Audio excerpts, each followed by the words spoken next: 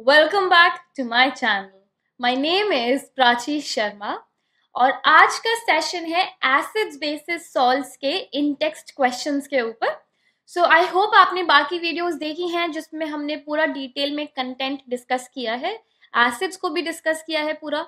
तो अगर फिर भी आपको कोई प्रॉब्लम है या नहीं समझ में आ रहा तो आप क्या कर सकते हैं, आप मुझे रीच आउट कर सकते हैं। और आप रीच आउट कैसे करेंगे? So you can write me an email at psclassesicsc@gmail.com. Otherwise Telegram पे मैसेज कर दो, अदरवाइज नीचे कमेंट बॉक्स में कमेंट भी कर सकते हैं। Please make sure that you subscribe to the channel ताकि जो भी नई वीडियोस आ रही हैं इस सीरीज में आपको सबकी इन्फॉर्मेशन मिलती रहे। And make sure that you are sharing the channel with your friends and help us grow further. So this is it. Let's get started with today's session without wasting any time. चलो भाई मेरे प्यारे प्यारे ICSC के बच्चों, आज के question start करते हैं। अगर कंटेंट समझने में प्रॉब्लम हुई है तो दोबारा से वीडियोस देख लीजिए, क्योंकि आपको क्वेश्चंस तभी अच्छे से समझ में आएंगे अगर कंटेंट आया है। और अगर क्वेश्चन सॉल्व नहीं हो रहे आपसे, इसका मतलब कि जो आपने थ्योरेटिकल पोर्शन पढ़ा है उसमें आपको कुछ क्लैरिटी नहीं है या कोई कॉन्सेप्ट में आप कंफ्यूज हो रहे हैं। एसिड्स बेसिस सॉल्ट्स पूरा का पूरा chapter is about theoretical information और उसको अप्लाई कैसे करना है, क्योंकि डायरेक्ट क्वेश्चंस कम होते हैं, इनडायरेक्ट क्वेश्चंस भी होते हैं काफी। तो you have to make sure कि जो भी आपने कंटेंट पढ़ा है उसको आप अच्छे से अपने क्वेश्चंस में अप्लाई कर पा रहे हैं। और वो आप कैसे कर पाएंगे? वो आप तब कर पाएंगे अगर आप क्वेश्चंस इनफ प्रैक्टिस कर रहे हैं। ठीक है स्टूडेंट्स, तो आज का पहला क्वेश्चन है, what do you understand by the term acid? So इसकी डेफिनेशन बहुत डायरेक्ट है, वो मैंने यहाँ लिखी है। Acids are defined as compounds which contain one or more hydrogen atoms and when dissolved in water produce hydronium ion, the only positively charged ions. ठीक है, so they will produce hydronium ion as the only positively charged ions. इस question का second part है, name the positive ion formed when an acid is dissolved in water. So you can write H plus or H3O plus, that is hydrogen ion या फिर hydronium ion. But exam में आप H plus या H3 positive नहीं लिख सकते। अगर आप डायरेक्टली ऐसे लिखेंगे तो आपके मार्क्स कटेंगे। So you have to make sure कि आप पूरा टर्म प्रॉपर अल्फाबेट्स आप लिख रहे हैं, प्रॉपर वर्ड लिख रहे हैं। ब्रैकेट में आप सिंबल लिख सकते हैं। Draw the structure of this ion. So अब हम इसका स्ट्रक्चर बनाते हैं। तो structure is this, if you see. So यहाँ पे आपके 3 हाइड्रोजन है, एक हाइड्रोजन के साथ आपका कोऑर्डिनेट बॉन्ड बना हुआ है which is this one, then this one is another representation of the same thing. So ये स्ट्रक्चर काफी पूछा जाता है, तो मेक श्योर कि आपको ये अच्छे से आता हो। और नहीं आता तो केमिकल बॉन्डिंग वाले चैप्टर में ये डिस्कस हुआ है कि ये स्ट्रक्चर बनता कैसे है। So you can check that out. Question number 2, write the ionization of sulphuric acid showing the formation of hydronium ion. अब क्योंकि उन्होंने डायरेक्टली हाइड्रोनियम आयन बोला है तो आप एसिड के साथ ही वाटर लिखेंगे। तो मैंने आपको बताया था जब मैंने आपको कंटेंट पढ़ाया था थियोरेटिकल में कि अगर आपके पास एसिड है और अगर आप एरो के ऊपर पानी लिखते हो, एरो के ऊपर वाटर है, तो यहाँ पे आप H प्लस बना के और दूसरा ब्रेक डाउन करेंगे जो भी आपका आ रहा है एसिड में। पर अगर आपको हाइड्रोनियम आयन चाहिए ऑन द प्रोडक्ट साइड तो आप वाटर को इक्वेशन के अंदर ही लिखेंगे, तब आपके पास यहाँ पे हाइड्रोनियम आयन आएगा प्लस जो भी एक्स्ट्रा आपका आएगा। ठीक है, इस केस में उन्होंने हाइड्रोनियम आयन डायरेक्टली पूछा है तो इसीलिए आपकी इक्वेशन में H2SO4 के साथ ही आप वाटर लगाएंगे। सो H2SO4 plus 2H2O gives 2 of your hydronium ions and SO4 2 minus. Water is never added to acid in order to dilute it. Why? So ये वाला क्वेश्चन मैंने आपसे डिस्कस किया था, but I again explain it to you for the students जो ये वाली video पहली बार देख रहे हैं। सो अगर आप डायरेक्टली आप पानी लेते हैं और पानी, अगर आप एक्चुअली कॉन्सेंट्रेटेड एसिड लेते हैं और उसके अंदर आप डायरेक्टली पानी ऐड कर दें तो क्या होगा? It is highly exothermic. तो जो भी कार्बन डाइऑक्साइड या फिर जो भी गैस बन रही है वो गैस एकदम से बबल्स बन के उसमें से निकलने की कोशिश करेगी एंड एसिड स्प्लैश होगा। पहली बात ये होगा। दूसरी चीज, क्योंकि सडनली हीट बनेगी तो आपका बीकर भी टूट सकता है और बीकर टूट के जो भी इंसान वो एक्सपेरिमेंट कर रहा है उसके ऊपर कॉन्सेंट्रेटेड एसिड गिर सकता है। So it can be very dangerous. तो इसी वजह से हम डायरेक्टली कॉन्सेंट्रेटेड एसिड के अंदर पानी ऐड नहीं करते, बल्कि हम एक बीकर लेंगे, उसमें पानी होगा बहुत सारा और कॉन्सेंट्रेटेड एसिड हम साइड से ड्रॉप बाय ड्रॉप ऐड करते रहेंगे और एक स्टरर से हम उसको स्टिर करते रहेंगे कंसिस्टेंटली।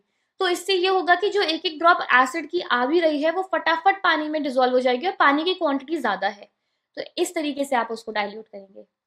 सो इसका आंसर मैंने लिखा है नीचे, let's read that. In order to dilute an acid, pour acid into water in small amounts and stir constantly. Water is not added to acid as it is an exothermic process, and in this process, so much heat is produced that splashing of acid solution may occur.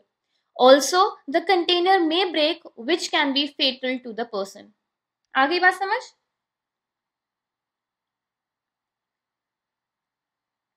Okay. Define the term basicity of an acid. So basicity of an acid ज्यादा कुछ नहीं है, it is directly कि जब आप एक molecule acid का पानी में मिलाते हो तो कितने आयंस निकलते हैं H प्लस के, एक निकलेगा, दो निकलेंगे, तीन निकलेंगे, so that is called basicity. Basicity आपकी दो तीन तरीके की है, मोनोबेसिक, डायाबेसिक, ट्रायाबेसिक। मोनोबेसिक मतलब जब आपने एक मॉलिक्यूल एसिड का पानी में मिलाया तो एक H प्लस का आयन निकला। डायाबेसिक मतलब दो निकले और ट्रायाबेसिक मतलब तीन निकले। फटाफट डेफिनेशन देख लेते हैं। The basicity of an acid is defined as the number of hydronium ions that can be produced by the ionization of one molecule of that acid in aqueous solution. जब आप एक मॉलिक्यूल ऑफ दैट एसिड को पानी में डालेंगे, मतलब aqueous solution बनाएंगे, तो जितने हाइड्रोनियम आयंस निकलेंगे वो है basicity. Then they asked you HNO3 की, HNO3 की 1 है, दैट इज HNO3 है मोनोबेसिक एसिड। H2SO4 की 2 है, इसका मतलब it is a dibasic acid. और फॉस्फोरिक एसिड की है H3PO4, तो सो बेसिसिटी 3, इसका मतलब ट्रायाबेसिक एसिड।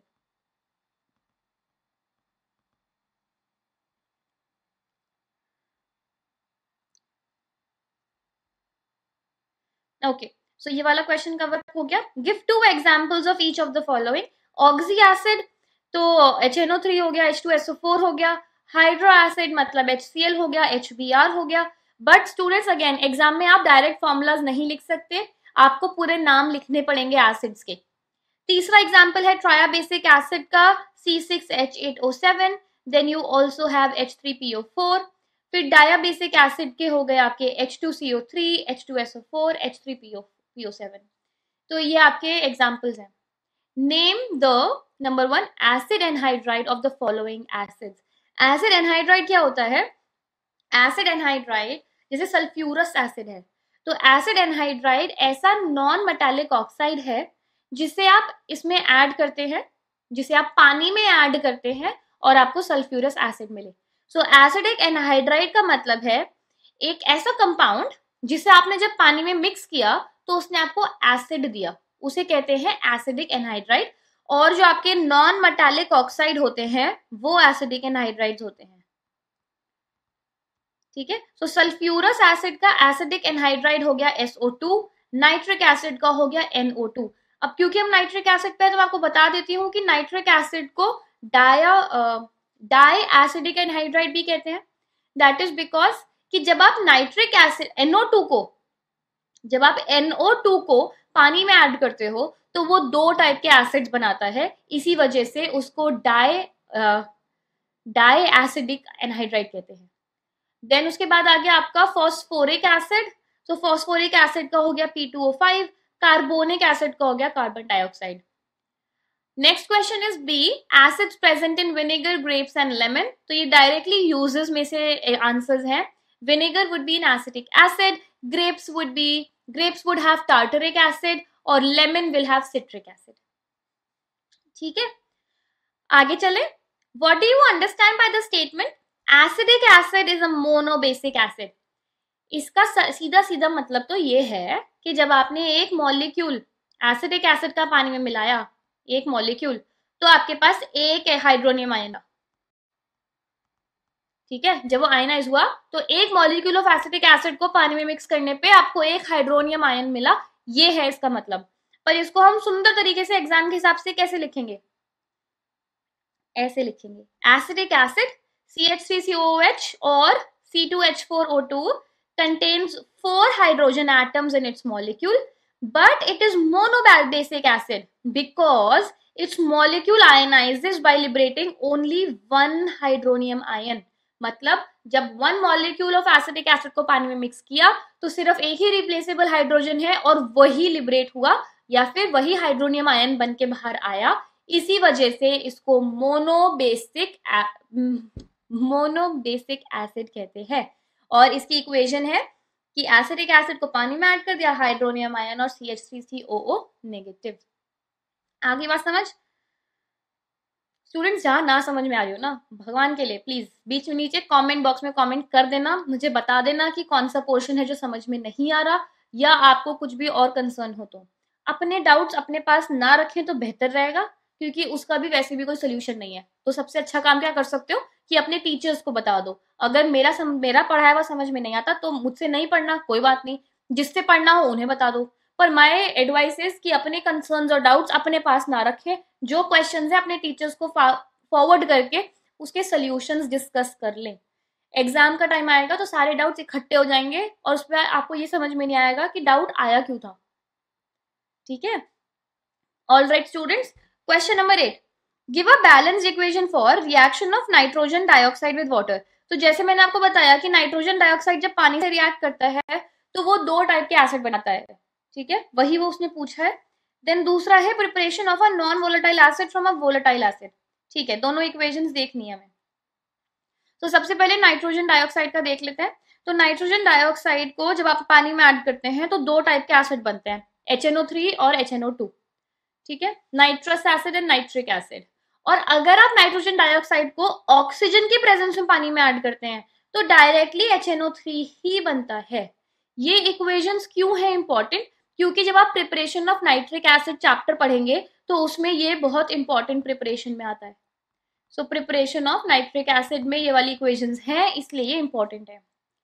फिर सेकेंड पार्ट है आपका उसका क्या कहते हैं, you will have to make a volatile acid from a non volatile acid. तो सबसे पहले वोलेटाइल एसिड आपको पता होना चाहिए कि H2SO4 is a volatile acid. और अब क्योंकि सल्फ्यूरिक एसिड में आप दोबारा से प्रिपरेशन रिएक्शंस पढ़ोगे तो या तो आप वहां देख लीजिएगा, but it is the same one, कि अगर आप एक नॉन मेटल को नाइट्रिक एसिड से रिएक्ट करते हैं तो आपको सल्फ्यूरिक एसिड मिलता है. So sulphur is oxidized by concentrated nitric acid to form sulphuric acid. So S plus HNO3 gives H2SO4 plus water plus NO2. ठीक है. और भी अगर कोई आपको एग्जाम्पल पूछना है कि मैम क्या ये वाली इक्वेशन वैलिड है, तो वो आप मुझे पूछ सकते हैं. या तो आंसर लिख के आप मुझे ईमेल पे पूछ लो, या जैसे आपको कन्वीनियंट रहे टेलीग्राम या कमेंट बॉक्स पर. आपको अगर ये आंसर याद करने में मुश्किल है और आपको कोई इजी इक्वेशन पता है जो आप इसमें लिख सकते हो, तो you can always check with me if that answer is valid और नॉट. ठीक है, आ जाओ अगले सवाल पे. What do you understand by the strength of an acid? On which factor does the strength of an acid depend? तो strength क्या होती है? Strength of an acid मतलब कि कितने आयंस हैं उसके अंदर, मतलब कितना कॉन्सेंट्रेटेड है, कितने ज्यादा आयंस प्रेजेंट हैं. कि जब आपने उसे पानी में डिजोल्व किया तो कितने ज्यादा आयंस डिजोल्व हुए, मतलब आयनाइजेशन कितनी स्ट्रांग है. जो वीक एसिड होगा उसमें सारे आयंस सारे मॉलिक्यूल्स आयनाइज नहीं होते, उस केस में पार्शियल आयनाइजेशन होता है. इसका मतलब कि आयंस और मॉलिक्यूल्स दोनों प्रेजेंट होंगे जब आपके पास एक वीक एसिड होगा. जब आपके पास एक स्ट्रॉन्ग एसिड होगा उसमें कंप्लीट आयनाइजेशन होगी, जितने भी मॉलिक्यूल्स हैं उतने ही वो आयंस प्रोड्यूस करेंगे. ठीक है, एक बार आके देख लेते हैं answer number 9.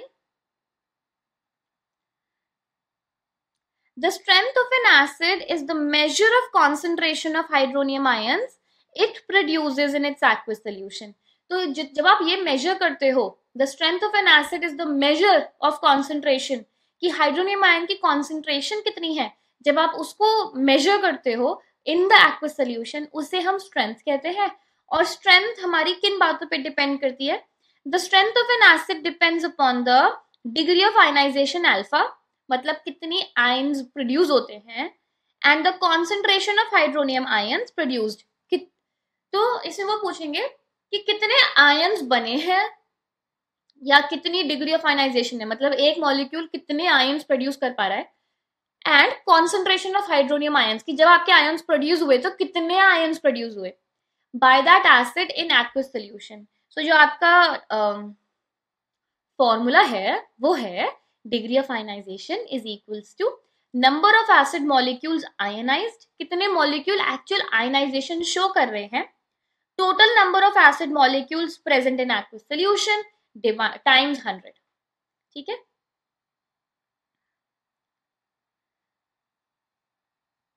explain the following. Carbonic acid gives an acid salt but hydrochloric acid does not. फिर अगला है dilute HCl acid is stronger than highly concentrated acetic acid. तो दोनों के हमें गिव रीजनिंग वाले क्वेश्चन देखने हैं। सबसे पहले हम कार्बोनिक एसिड से स्टार्ट करते हैं। So carbonic acid forms acid salts. इसका रीजन ये है कि इसमें हाइड्रोजन कनेक्टेड रह जाता है। जब आपका सॉल्ट बनता है तो उसमें हाइड्रोजन क्योंकि कनेक्टेड रह जाता है सॉल्ट के साथ, कंप्लीटली आपके हाइड्रोजन डिस्प्लेस नहीं होते, इसी वजह से एसिड सॉल्ट बनता है। और जो हाइड्रोक्लोरिक एसिड है वो है मोनोबेसिक, उसके अंदर एक ही हाइड्रोजन है, तो अगर वो रिएक्ट करता है या आयनाइज करता है तो एक हाइड्रोजन तो उसको देना ही पड़ेगा।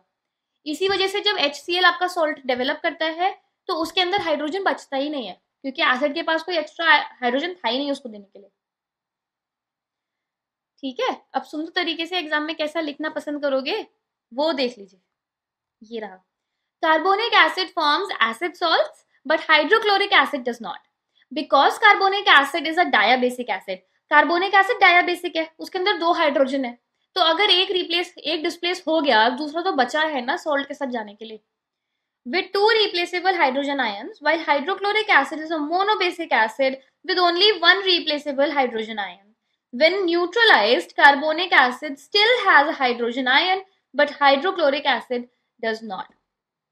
कहने का मतलब कि अगर एसिड सॉल्ट बनेगा तो ये तो आपको पता होगा कि एसिड सॉल्ट के अंदर एक हाइड्रोजन, अच्छा ये आपको अभी नहीं पता होगा अगर आप सीक्वेंस में देख रहे हैं, जब हम सॉल्ट्स का पोर्शन पढ़ेंगे तब हम इसे डिटेल में करेंगे, तो मैं आपको एक ब्रीफ दे देती हूँ। जब एक सॉल्ट का फॉर्मूला होता है उसके अंदर अगर हाइड्रोजन है, इसका मतलब वो एक एसिडिक सॉल्ट है। मतलब कि जब आपका एसिड रिएक्ट कर रहा था तो उसके पास एक एक्स्ट्रा हाइड्रोजन था जो सॉल्ट के साथ रह गया, उसे हम एसिडिक सॉल्ट कहते हैं। और अगर कोई एक ऐसा एसिड है HCl के जैसा जिसके पास कोई एक्स्ट्रा हाइड्रोजन ही नहीं है, तो जब वो आयनाइज होगा तो एक ही तो हाइड्रोजन है, वो उसको दे नहीं सकता, वो उसको सॉल्ट को नहीं दे सकता। ठीक है, तो इसी वजह से उसके केस में आपका रेगुलर नॉर्मल सॉल्ट बनता है, एसिडिक सॉल्ट नहीं बनता। ठीक है, अगला क्वेश्चन, अ स्ट्रॉन्ग एसिड, हाँ तो इसमें हम पूछ रहे थे कि हाई कॉन्सेंट्रेटेड HCl एसिड ज्यादा स्ट्रॉन्ग है। एक्चुअली द क्वेश्चन वाज कि डाइल्यूट HCl ज्यादा स्ट्रॉन्ग है compare to concentrated acidic acid. तो उसका रीजन ये है कि चाहे वो ज्यादा कॉन्सेंट्रेटेड है या कम, बात ये है कि जब आप उसे पानी में ऐड करोगे, जितने भी मॉलिक्यूल हैं एसिड के वो सारे के सारे ही आयनाइज कर जाएंगे। तो अगर कम मॉलिक्यूल है तो कम हो जाएंगे, ज्यादा मॉलिक्यूल से ज्यादा हो जाएंगे। पर एसिडिक एसिड के साथ ऐसा नहीं है, अगर वो ज्यादा कॉन्सेंट्रेटेड है तब भी अगर आप उसे पानी में मिक्स करोगे तो सारे के सारे हाइड्रोजन रिप्लेस नहीं होते, इसी वजह से वो एक वीक एसिड ही होगा। एग्जाम के लिए कैसे लिखना है, a strong acid produces high concentration of H plus ions. Dilute HCl has more water, but since it is a strong acid, more ions are present. Whereas in acetic acid we find partial ionization. Ionization he partial होती है acetic acid में। अगला question, H3PO3 is not a triabasic acid. ठीक है, ये बहुत important है, ये काफी बार आता है। So H3PO3 is a diabasic acid because in oxy acids of phosphorus, hydrogen atoms which are attached to oxygen atoms are replaceable. तो हाइड्रोजन एटम्स जो कि ऑक्सीजन के साथ कनेक्टेड हैं वो तो आपके रिप्लेसेबल हाइड्रोजन होते हैं, पर जो आपका अकेला खड़ा हाइड्रोजन है वो नॉन रिप्लेसेबल हाइड्रोजन होता है because it has a strong bond with phosphorus. ठीक है, hydrogen atoms directly bonded to phosphorus are not replaceable. तो अगर आप इसको आयनाइज करोगे तो टेक्निकली सिर्फ 2 ही हाइड्रोजन्स हैं जो कि रिप्लेस हो पाएंगे, इसी वजह से इसको डायाबेसिक एसिड कहते हैं। ठीक है, अगला क्वेश्चन है, lead carbonate does not react with dilute HCl and nitrogen dioxide is a double acid anhydride.